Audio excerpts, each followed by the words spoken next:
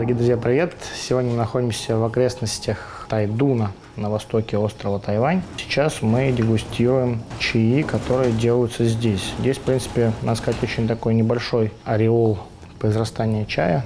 Самый знаменитый сорт, который здесь делается, это, наверное, Фошоу. Мы сейчас находимся на ферме, которая в основном занимается луном Фошоу. И еще здесь есть несколько других тоже плантаций. Да попозже заедем, где делаются хунулуны, то есть красные улуны, и другие интересные чаи. Чай из Тайдуна, он не настолько знаменитый, то есть даже на Тайване про него знают немногие. Вот. Я сам, кстати, здесь не был почти год. Даже год, да, получается, потому я здесь был прошлой весной. Вот. Осенний чай мы здесь не покупали, зимний, не успели доехать. Ну и, как мне сказал фермер, он был не настолько успешный. Сейчас мы приехали за весенним урожаем, а сейчас мы начали дегустацию с Динсюаня. Это красный улун, Динсюань. И второй у меня тут лежит пробник, это Фошоу. Но он еще, кстати, только наполовину ферментирован, потому что полностью ферментированный Фошоу, он будет примерно через 3-4 дня. Сейчас самый конец производства. То есть сейчас сам хозяин, он непосредственно на заводе делает чай. Нас встретила его жена. Я говорю, что чай, похоже, даже лучше, чем раньше. Аромат вообще класс. Давайте понял, почему. У нас один из сотрудников, огромный фанат чая именно этого производителя. И он, значит, говорит, Галя, со мной тоже, кто в путешествии, говорит, обязательно заедьте на эту фабрику. Прям. И я только что понял, почему надо сюда обязательно заехать. Я даже уже сам забыл, настолько у них вкусный чай. Причем вот он очень необычный, он сильно выбивается из всех тайваньцев остальных. То есть, например, вот пропиваешь тайваньцы западного побережья, и когда пропиваешь тайвань западного побережья, потом видишь, насколько же сильно отличаются они от вот этого. Я думаю, тут не только в побережье дело, еще и в технологии. Причем здесь вот интересно то, что когда делают вот красный чай, да, из улуна, часто бывает так, что он все-таки вот красный чай, да, с нотками улуна легкими. А здесь вот он, это скорее улун с нотками красного чая, но в нем есть вот прям в равной степени и то, и то. Сейчас мы еще третий проливчик сделаем. В этот раз мы используем просто как гайвань эту чашечку. Так, а сейчас попробуем Фошоу. Что же получилось? В этом году тяжелая была дорога, мы ехали с юга острова. Ну, не столько тяжелая, сколько просто такая не скоростная ни разу. Вроде бы всего 200 километров, но едешь их 4 часа почти. Заварим покрепче.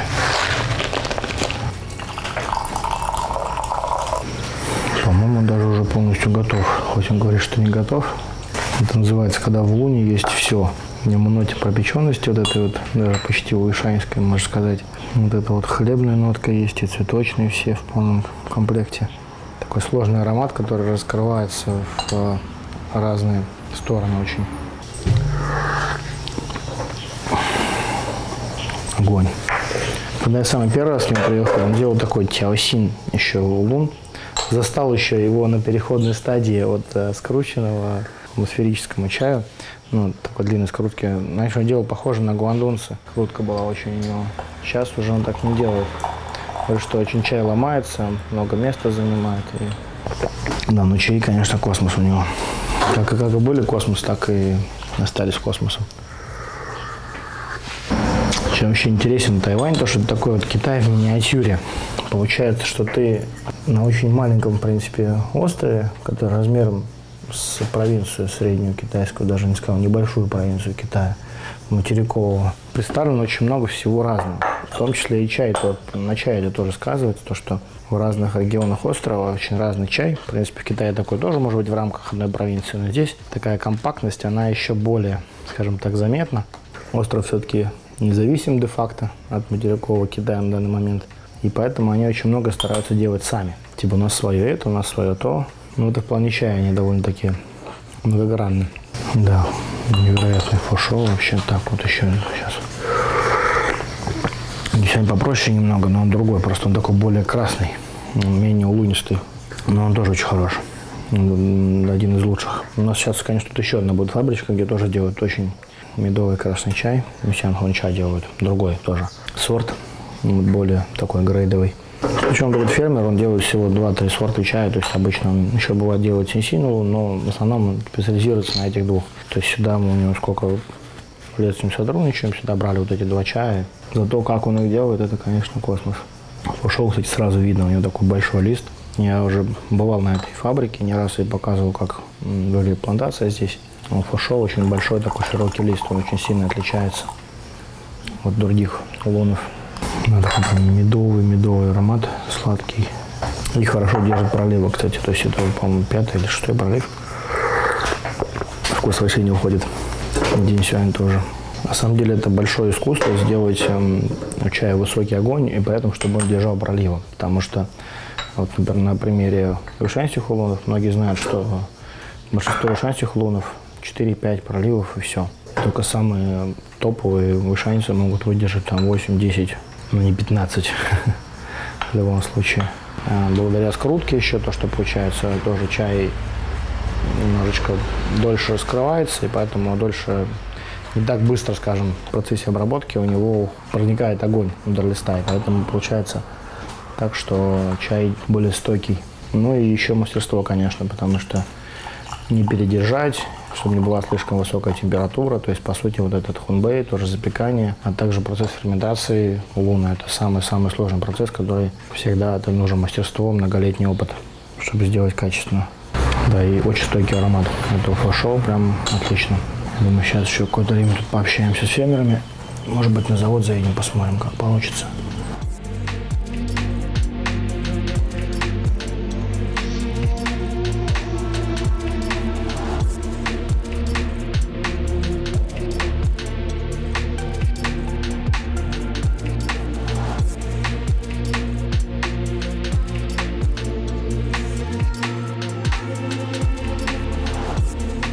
Самый частый вид, который можно видеть на чайном заводе, самая частая картинка, это такие вот стойки с подносами чая. Мы сейчас на заводе, где делают два сорта чая. Здесь делают Динсюань и здесь делают фошоу. Также иногда еще некоторые другие сорта улунов, но конкретно это производство специализируется на двух сортах, которые мы уже попробовали. Мы только что были в гостях, собственно, у владельца завода. Сначала заехали к нему домой, потом покушали, и вот приехали на сам завод. У него они не вместе, что, кстати, это довольно редко бывает. Обычно все, и завод, и живу я там, и там же у меня и шоурум, и магазин, и все такое.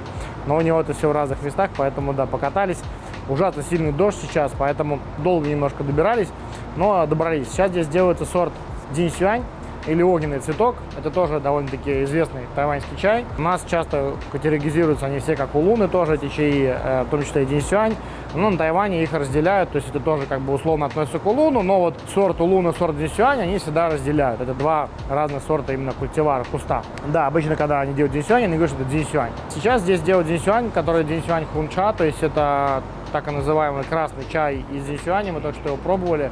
И мне показалось, что конкретно у этого технолога вообще один из лучших именно красных Динсюаня, потому что он умудрился сохранить все ноты улунов пропеченных, да, но при этом вот такая легкая ферментация, что является самым, на самом деле, сложным в процессе, именно сделать эту ферментацию настолько хорошей, чтобы она не убрала все ноты, вот эти вот сладкие ароматные ноты улунов, и не перенесли все вот эти ноты в красный чай. То есть тут получилось он уже и красный немного, да, то есть есть ощущение красного от него, и ноты улунов в нем тоже сохраняются. Сейчас здесь идет первая стадия после сбора чая, то есть обычно чай собирают, потом складывают на подносы, и сейчас здесь идет охлаждение вот этого вот листа. Несколько часов оно длится, в зависимости от того, на какое время собирался чай.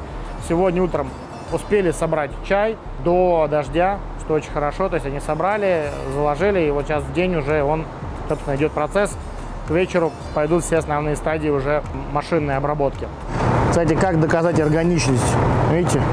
Это настоящая живая гусеница. Она, слава богу, не на чае была, а рядышком, но все равно органичность чая на 100%.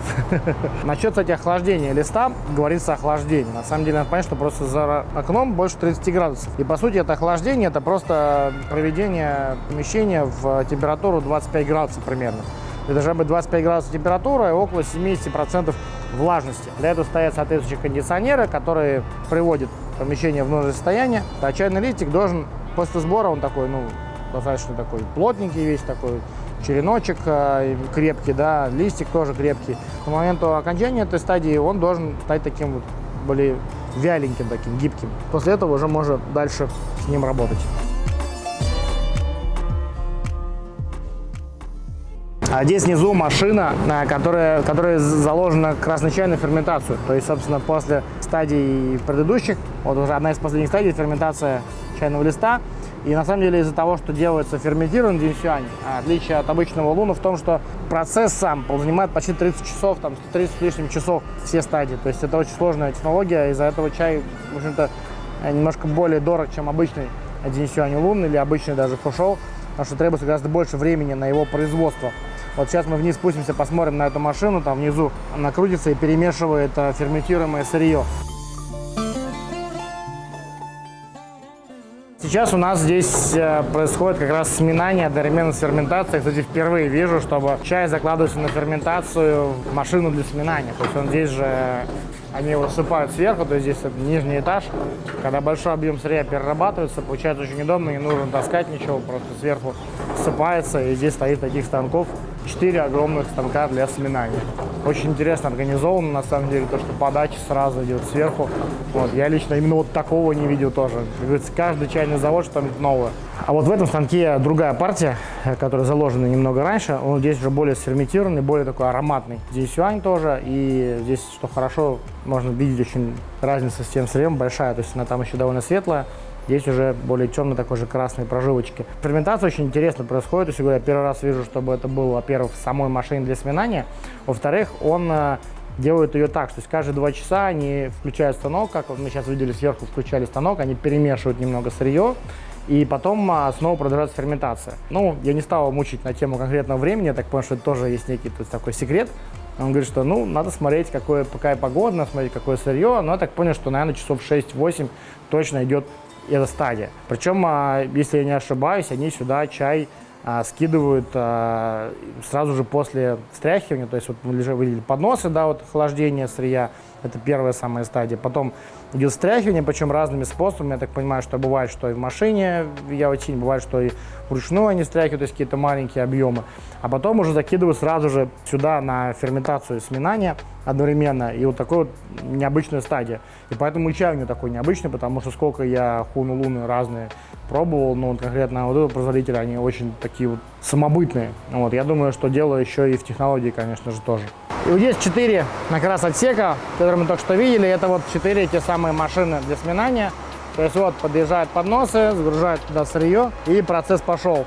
Как только открывается, собственно, крышка отсека, сразу такой безумный аромат поднимается наверх. В закрытом таком состоянии находится чай, то есть это тоже сама колба, значит, машина для сминания. Плюс тут наверху такой еще сделан небольшой подольчик, чтобы не уходил ни аромат, не подникало лишнего там ничего.